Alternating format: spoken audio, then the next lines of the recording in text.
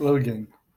We're back for another lesson in practical Christian living, practical Christianity. We're looking at living faith from James 2:14 to 16. What use is it, my brothers, if someone says he has faith, but he has no works? Can that faith save him?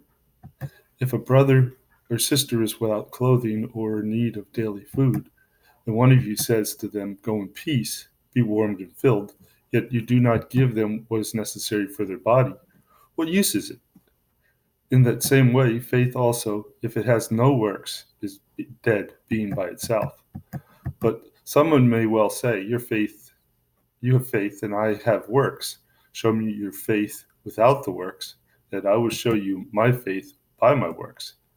You believe that God is one. You do well. The demons also believe and shudder. But are you willing to acknowledge, you foolish person, that faith without works is useless? Was our father Abraham not justified by works when he offered up his son Isaac on the altar? You see that faith was working with his works, and as a result of the works, faith was perfected. And the scripture was fulfilled, which says, Abraham believed God, and it was credited to him as righteousness, and he was called a friend of God.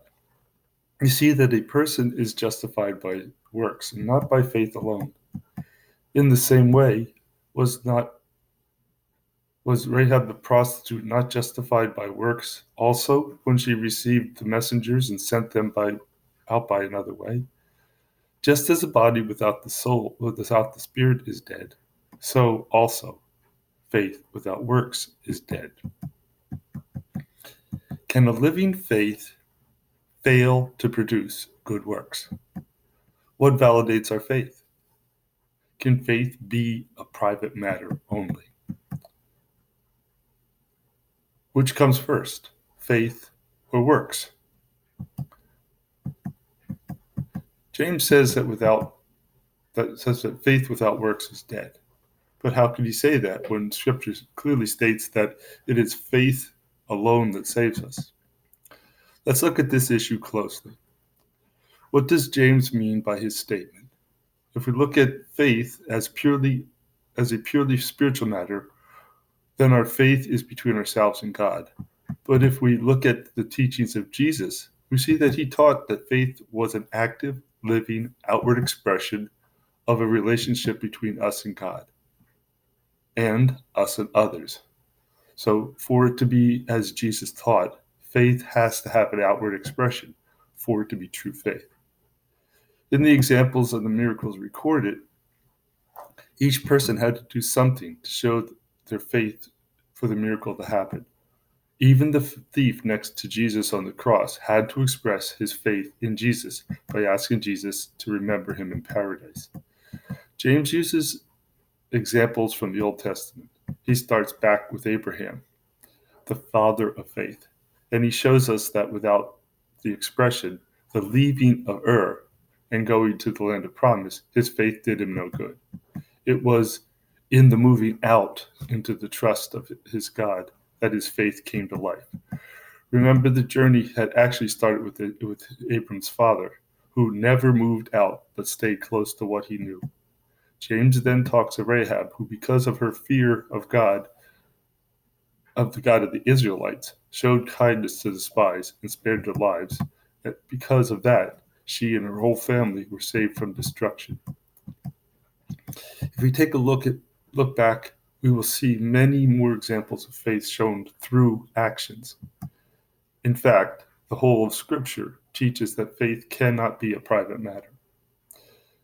It shows time and time again that only real faith, the only real faith, is that which is worked out in one's life experiences. Yes, faith is where the relationship starts, but as in all relationships, it is the everyday working out, the works, that the relationship is brought to life. You see that in any relationship, faith without the outward expression is dead. How can we show our faith in the world around us in today's economy. Let's go back to the beginning of this portion of text to answer this question. Do you see a brother or sister in physical need and you have the ability to help? Do what you can. Don't make excuses. If what you have is more than what they have, you have a means to help. Can you buy something extra in your groceries and donate that to the food bank? Do it. Do you have more coats than you need? Give one to someone in need or buy a new one to give. Jesus says, whatever we do for the least of our fellow man, we do for him. I challenge you this week to find some way to practically show your faith to someone in need. Thank you. And if you've gotten anything out of this, please share it with others. And if you have any questions or comments, please add them below.